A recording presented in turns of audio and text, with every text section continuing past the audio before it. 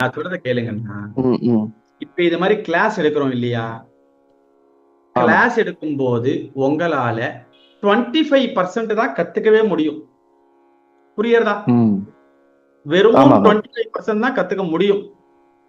மீதி ம். 75% நீங்க இத பத்தி யோசிக்க ஆரம்பிக்கணும். வாத்தியார் யோசிக்கணும். இன்னைக்கு என்னமோ ம். சொன்னேருப்பா. இஷ், இஷ், இஸ், இஷ், இஷ். இஷ், இஸ். இது மாதிரி சொன்னேருப்பா. இத நம்மளும் ஒரு தடவை ப்ரொனவுன்ஸ் பண்ணி பார்க்கணும்பா.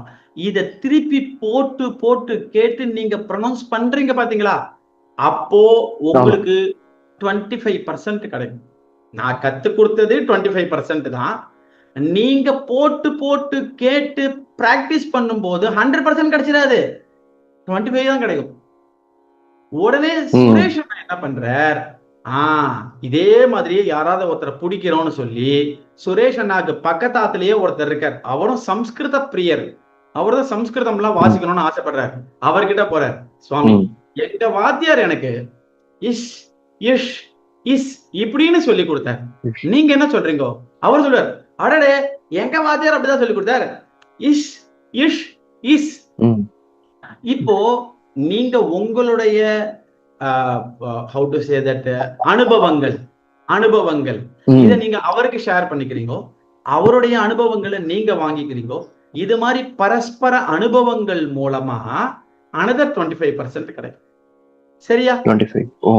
இது சரிங்க இது சார். இது மூணும் கிடைச்சதுக்கு அப்புறமா சுரேஷ் அண்ணா கிட்ட 75% இந்த அக்ஷரத்தினுடைய நாலேஜ் நன்னா வந்துடும்.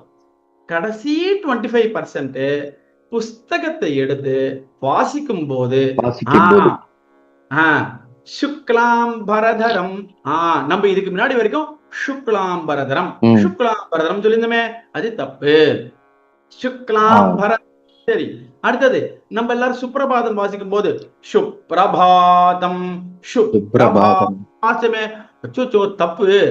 சுப்ரபாதம் சுப்ரபாதம். நான் சொல்றது புரியுறதா? இந்த புரியுது. கடைசி 25% எப்ப வருது சுரேஷ் அண்ணா? நம்மளா படிக்கும்போது ஒரு புக் பார்த்து படிக்கும்போது சரி, அதனால இது கொஞ்சம் காம்ப்ளிகேட்டடான டாபிக் தான். நீங்க மறுபடியும் சொல்லி பார்த்துக்கோ. மத்தவா யாராவது ஒருத்தரோட நீங்க வந்து இதை எடுத்து பேசுங்கோ. சுவாமி, யார் இருக்கா நாங்க பேசுறதுக்கு? யாருமே இல்லை அப்படின்னா யூடியூபுக்கு போனீங்கன்னா நிறைய பேர் இதே மாதிரியே சம்ஸ்கிருதே இருப்பாங்க. அதுல ஒவ்வொருத்தருடைய ப்ரொனவுன்சியேஷனா எடுத்து கேட்டுட்டே வாங்கும். அவருடைய ப்ரொனவுன்சியேஷன் எல்லாம் நீங்க மேட்ச் பண்ணி பார்த்துட்டே வரும்போது இதே மாதிரிதான் வருது.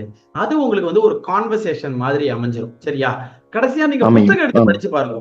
இது அழகா சொல்லி பாருங்க. சரியா அண்ணா? சரிங்க சார். ஓகே. Okay ma'am.